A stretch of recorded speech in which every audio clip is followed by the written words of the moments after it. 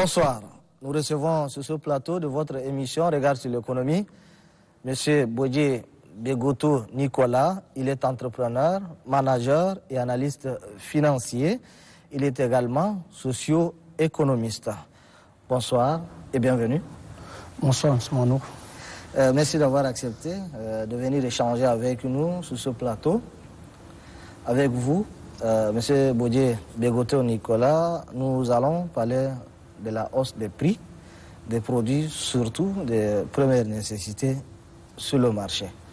Et pour démarrer cet échange, dites-nous pourquoi les prix haussent. Merci d'abord, M. Manour, pour cette opportunité qui nous permet de pouvoir échanger sur la situation concernant les hausses de prix sur le marché. D'abord, quand on parle de hausse de prix, c'est qu'il y a un problème qui se passe. Déjà, il ne peut pas avoir une hausse de prix sans toutefois qu'il y ait inflation ou spéculation. Donc voilà, sur le marché, il y a l'offre et la demande qui se confrontent sur le marché. Donc il y a de l'autre côté le fournisseur ou le vendeur et de l'autre côté il y a l'acheteur, le consommateur. Et donc le fournisseur ou le vendeur produit ses biens et services qu'il les met sur le marché afin que l'acheteur, le consommateur en achète pour ses besoins. Et donc, nous voyons dernièrement les prix deviennent beaucoup plus volatiles et ces prix croissent à un taux qui n'aide pas beaucoup plus ceux qui consomment. Pourquoi cela? Nous voyons que déjà les fournisseurs ou les vendeurs veulent se faire de l'argent. Parce que quand on fait du commerce, quand on fait du business, on fait du profit, oui. C'est le profit, la maximisation du profit qui est à la tête. Et de l'autre côté, ils veulent bien vivre, manger à leur faim. Mais nous voyons que les crises, dernièrement, nous avons le Covid-19 qui a impacté beaucoup plus sur la production agricole, sur pastorale et halieutique, et également les services. Et donc cela fait que les coûts de production des matières premières sont beaucoup plus élevés. Et de l'autre côté, il y a eu le problème au niveau de l'emploi. Donc, il y a eu beaucoup plus de compression des postes, il y a eu même des licenciements, et cela fait qu'il n'y a pas assez d'argent qui circule. Donc, il y a aussi le problème de la circulation de la monnaie qui a engendré cela. Donc, je vois, cette hausse est due également d'une part par ces commerçants qui aiment trop spéculer sur les choses. Disons, aujourd'hui, la crise au niveau de l'Ukraine, l'invasion de l'Ukraine par la Russie, avec que, du coup, les gens ont dit que, bon, face à cette crise, il y aura la flambée des prix et ceux qui vont beaucoup plus en partir sont les Africains. Et du coup, sans toutefois qu'il y ait cette répercussion directe sur l'économie de la nation, les commerçants ont commencé à augmenter les prix sur le marché. Donc le pain qui se vendait avant à 100 francs est sur le marché désormais à 125, des fois 150. Et donc, je crois que cela dénote également de certaines mauvaises foi de certains commerçants. Mais les prix, normalement, les prix sont fixés comment? Bon, sans crise, sans crise, les prix des matières, des produits sur le marché sont fixés en fonction des coûts de production et on y majoure un certain pourcentage pour les marges des bénéficiaires et également pour payer les impôts. Et ces prix-là sont régulés par l'État, qui est le garant du système économique de la nation. Donc, les prix sont contrôlés. Maintenant, ces prix, c'est en fonction aussi le coût d'achat du consommateur. Depuis le début de la crise ukrainienne, qui est aujourd'hui 100 jours, les prix ont commencé à grimper, même pour certains produits qui ne sont pas du tout importés de l'Ukraine. Mais comment expliquer cela? Je disais tantôt, il y a cette façon de spéculer, il y a cette inflation, plutôt je voudrais dire, cette inflation qui est créée même par les commerçants. Donc du coup, comme il n'y a pas un mécanisme de contrôle adéquat et efficace qui est continu et continuel, qui se fait dans tous les marchés, cela fait que chacun se lève, il fixe les prix comme il veut, sans toutefois s'inquiéter, sans toutefois se dire, mais voilà, moi ce que je veux, est-ce que celui-là qui doit acheter, le consommateur, est-ce qu'il aura la capacité de pouvoir acheter les prix? Ce n'est pas son problème. Cela fait que chacun se lève et puis nous sommes arrivés à ce niveau. Mais avant même la crise ukrainienne, par exemple, à la fin, au début du mois de Ramadan, chaque année, les prix... Normalement, les prix sont liés au coût de production, mais il y a des commerçants qui stockent, ils gardent leurs produits. Dès que le moment, par exemple, du Ramadan arrive, ils majorent les prix et les revendent sur le terrain.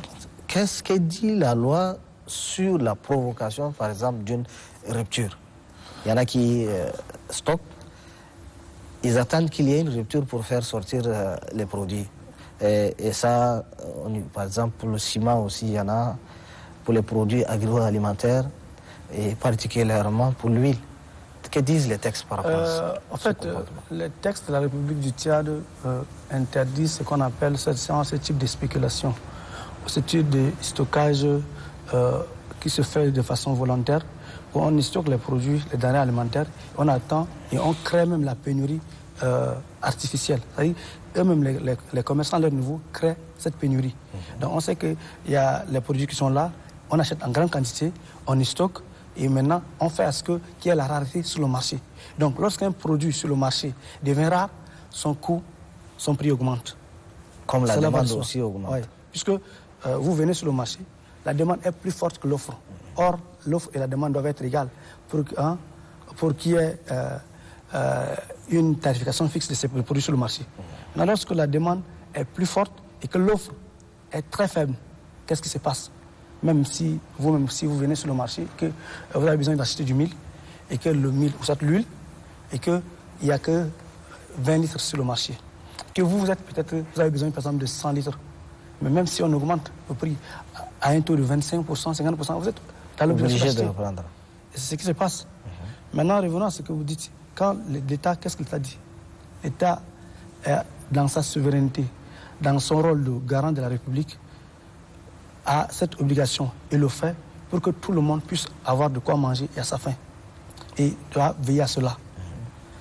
Mais il y a un tard qui se passe.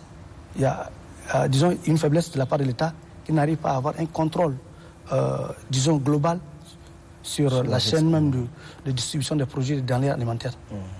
Et les commerçants le font parce qu'ils cherchent beaucoup plus à avoir plus d'intérêt.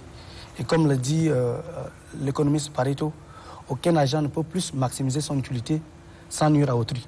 Donc, quand ces commerçants veulent beaucoup plus gagner, certainement de l'autre côté, les gens vont beaucoup plus perdre. Et s'ils perdent, cela fait qu'est-ce qui va se passer après?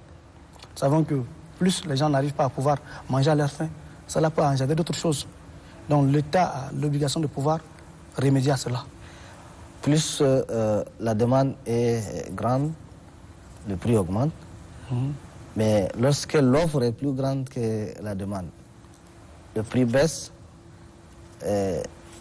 Comment expliquer également cette confrontation? Ok, en fait, lorsque l'offre, nous savons s'il y a une sous-production, s'il y a, par exemple, les produits sur le marché sont plus, c'est que les entreprises, ou soit les commerçants, les opérateurs économiques en général, mettent sur le marché est au-delà de ce que des besoins de consommation des ménages ou des entreprises. Qu'est-ce qui va se passer? Ils vont vouloir écouler pour pouvoir ne serait-ce avoir les bénéfices superficiels, ne serait-ce qu'avoir une petite marge de bénéficiaire. Donc, ils seront dans l'obligation de pouvoir écouler les produits afin de pouvoir faire continuer l'exploitation de leur business. Donc, ce qui fait que quand plus il y a une grande offre et que la demande est petite, les prix deviennent stables et sont à l'avantage de tous les consommateurs. Pendant la période de Covid, les activités aéroportières, tout le transport a été bloqué au niveau mondial. Les prix ont augmenté, on peut comprendre. Mais aujourd'hui, chez nous par exemple, certains produits de première nécessité ont des taxes qui ont été exonérées. Mais malheureusement, sur le marché, le même produit, on le trouve à un prix élevé. Et comment expliquer cette contradiction? Lorsque le Covid était là, à l'approche du Covid, où c'était un peu difficile partout, le gouvernement se dit, qu'est-ce que nous pouvons faire? Quelles sont les mesures qu'il faut mettre en place pour permettre à ce que tout le monde puisse passer ces moments très difficiles, de pouvoir passer dans la gaieté. Donc des mesures ont été prises. Il fallait exonérer certains produits alimentaires. Donc ça dit que si, par exemple, le produit avant était... Quand le produit traverse le cordon douanier, c'est-à-dire quand ça quitte, on importe les produits, il faudrait le taux qu'on payait, par exemple, les TVA de 18% qui sont imputés à l'entrepreneur ou au fournisseur qui doit payer avant de faire entrer le produit, au sein de la droit de douane, tout, ces taxes sont exonérées. Alors, ça veut dire quoi? Si, par exemple, les produits sont exonérés d'une taxe, par exemple, de 18 à 20%, avec que les prix qui doivent être sur le marché doivent être réduits également du même taux. 18 ou 20%. Du même taux, donc 18-20%. Mais qu'est-ce qui se passe? Au lieu de se conformer par rapport à cet avantage que le gouvernement a laissé, ou l'État a laissé à ces entreprises, et ils viennent, ils remettent le même prix d'avant. Qu'est-ce qui se passe? C'est que, au lieu de pouvoir remettre, de voir, de réduire également du 20-30%, et qu'est-ce qu'ils font? Ils veulent gagner plus. Et en voulant gagner plus, qu'est-ce qui se passe? C'est le consommateur final qui en pâtit. Alors que l'État, pour lui, c'est que, bon, tout est fait, mais il y a autre chose qui doit se passer. Ils doivent tous avoir ce contrôle. Donc, il doit y avoir un mécanisme, comme je l'ai dit tantôt, il faut un mécanisme, un comité qui doit faire le suivi régulier des denrées alimentaires sur le marché. Et frapper sur les récalcitrants. Oui, et donc, mais les récalcitrants doivent être toujours punis, parce que selon la loi, d'après le texte de la République. Revenons aux produits fabriqués ou produits localement chez nous. Par exemple, le riz. Ouais. Il y a une disparité entre le riz importé et le riz produit sur place. Ouais. Pourquoi cela? Ok, le problème du riz, vous voyez, le riz sur place n'est pas industrialisé, alors que le riz qui vient d'ailleurs est industrialisé. Et je voudrais parler d'une chose, de l'industrialisation, si vous me permettez. Nous savons qu'au Tchad, plus de 75% de la population, de ceux qui travaillent, le secteur primaire comprend plus de 75%. Et ces 75% ne produisent que 56% qu'ils apportent comme valeur ajoutée au PIB. Et pourtant, le secteur industriel, nous avons que 1,9% de personnes sont employées dans le secteur industriel, dans le secteur de transformation. Mais ceux-là, ils produisent de la valeur ajoutée au PIB qui est proportionnellement à 19%. Ça veut dire quoi? Ça veut dire que ceux qui font dans l'industrie, ils produisent beaucoup plus pour le pays que ceux qui font dans le secteur primaire. Or, nous savons que le riz, qui est produit ici localement, ici nous voyons par exemple dans la Tandjilé et le Maïkébi, ces riz-là, on pouvait l'industrialiser. Et si ce riz est industrialisé, nous aurons la même qualité du riz qu'on importe, par exemple, de la Thaïlande et ailleurs. Et donc, voilà, c'est ce qu'il faut faire. Donc, s'il y a on essaie de rendre beaucoup plus industriel le système artisanal, en le modernisant davantage, on pourra avoir le même riz qu'on a ailleurs. Et pourquoi le riz local est plus cher que le riz local est plus cher que le riz importé? Voyons, tout dépend de la quantité produite. Là, nous parlons de l'économie d'échelle.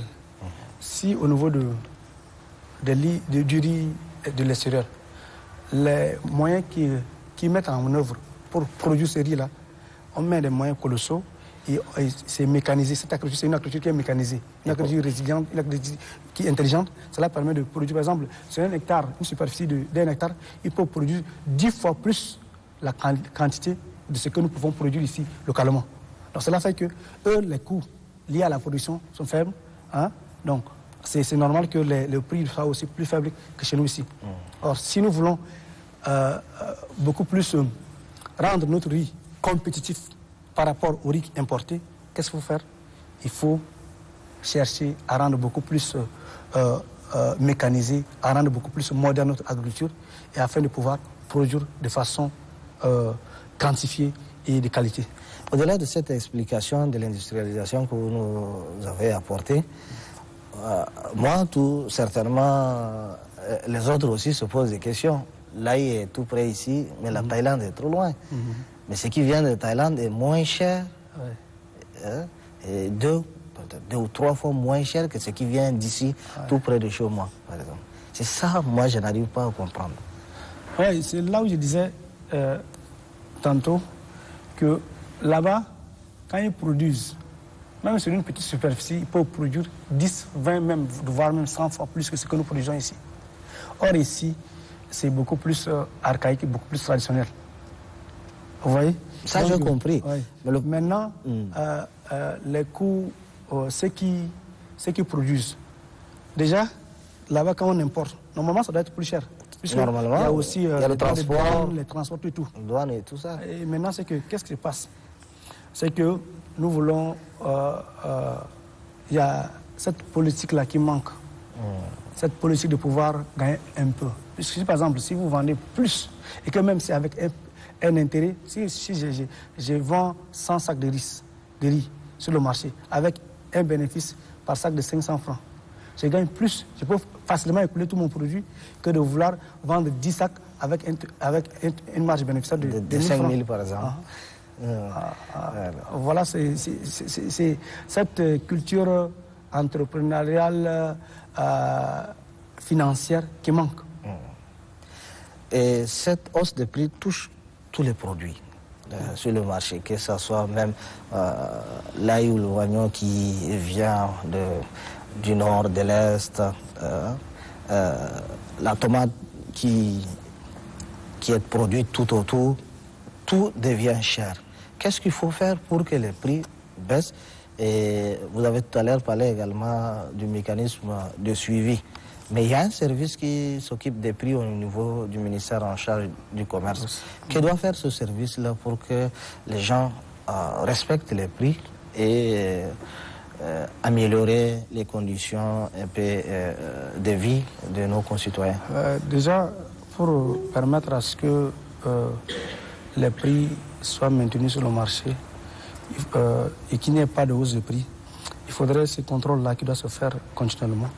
Et au-delà de ce contrôle, il faudrait, qu'est-ce qu'il faut faire pour que ceux qui produisent ne puissent pas aussi perdre? Comment faire pour que ceux qui produisent là le fassent bien? Voyons, l'agriculteur tchadien ne produit que pendant une saison. Donc l'autre saison, elle est faite pour consommer. Pour consommer. Le plus souvent, ce qui est produit. Donc l'agriculteur tchadien ne produit que pendant qu'une saison. Or, elle doit, s'il a les possibilités, les moyens de pouvoir le faire pendant toute une année, ça serait mieux. L'agriculture saisonnière et contre saison. Oui. Ouais. Donc, à ce niveau, il faudrait que mettre en place des réformes sérieuses allant jusqu'à permettre l'irrigation, si possible goutte à goutte, pour permettre à tous ceux-là de pouvoir produire au moment qu'ils veulent. Et là, servir ou desservir le marché national de tous les produits alimentaires. Vous savez, quand nous parlons d'un mécanisme, ou soit de ce comité, ou soit de ce... C'est un conseil national de la concurrence, mais il y a une direction également qui s'occupe des prix. Qui s'occupe du contrôle de prix. Cette direction doit non seulement avoir comme mission de pouvoir veiller sur le prix sur le marché, mais également aider ceux qui produisent, aider ceux qui vendent. Comment pouvoir mieux vendre et quel est l'espace sur lequel ils peuvent facilement mieux vendre. Nous savons que nous produisons beaucoup de choses que nous exportons. Mais comment nous exportons? L'exportation se fait de façon clandestine. Cela n'arrange pas le pays. Et ce dont nous avons besoin de pouvoir consommer localement, nous exportons tous. Si vous essayez de voir vers le sud, si vous allez peut-être dans le Logone oriental ou dans le Logone occidental, mais dernièrement, toute la production locale est exportée vers le Cameroun. Si vous voyez le sésame, l'arachide, le maïs, mais si nous les produisons, nous les transformons sur place ici, nous ne parlerons plus, nous aurons notre riz local que de chercher du riz de Thaïlande. Nous aurons notre biscuit localement avec le sésame qui est produit soit en Noum ou avec l'arachide de Delhi. que de pouvoir importer ça du Nigeria. Et donc, voilà le travail qui reste à faire. Ce n'est pas un petit travail, c'est un grand travail qu'il faut faire. Mais il faut aussi donner les moyens. Il faudrait que ces comités ou cet organisme qui est mis en place puisse avoir les moyens pour pouvoir assurer sa mission. L'autre souci sur le terrain, ils peuvent faire leur contrôle, les autorités en charge du contrôle de prix. Dès qu'ils finissent leur descente, les prix augmentés reprennent. Oui, voilà. Maintenant, est-ce qu'il ne faille pas passer par l'étiquetage pour avoir tous les prix comme ça sur les produits? Voilà. Bon, je crois que là, à ce niveau également, la responsabilité incombe, d'une grande partie de la responsabilité incombe aux consommateurs.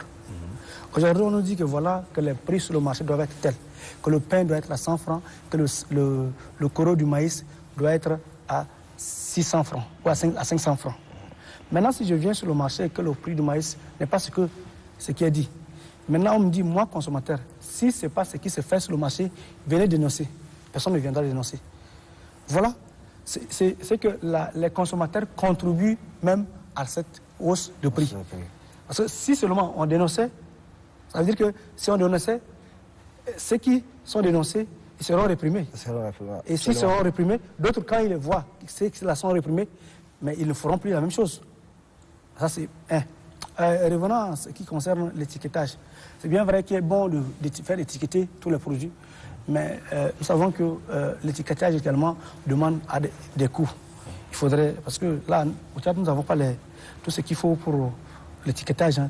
Donc la majeure partie de ces entreprises, ces startups qui sont en train de produire, qui transforment tout et tout, ils importent beaucoup plus tout ce qui est lié à l'étiquetage.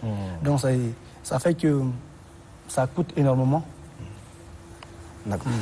Il y a des associations, des organisations de la société civile qui font un travail énorme pour dénoncer la hausse des prix et tout, mais malgré tout, ça ne change pas. Vous avez tout à l'heure dit la responsabilité, la plus grande responsabilité comme aux consommateurs.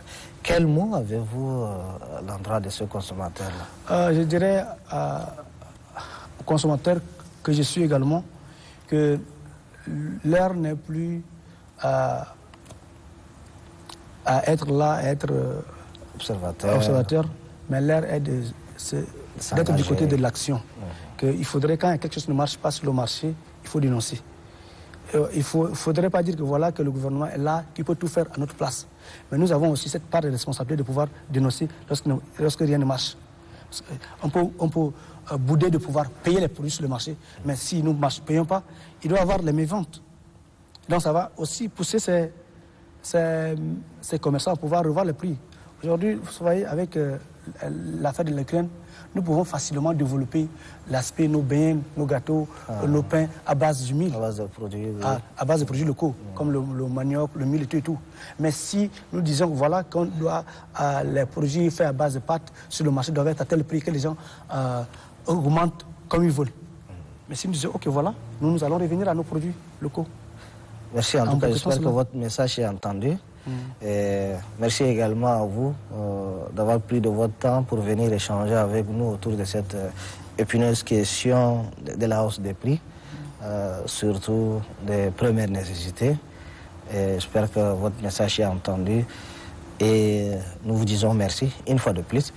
Et merci également à vous, chers téléspectateurs, d'avoir été de notre au revoir.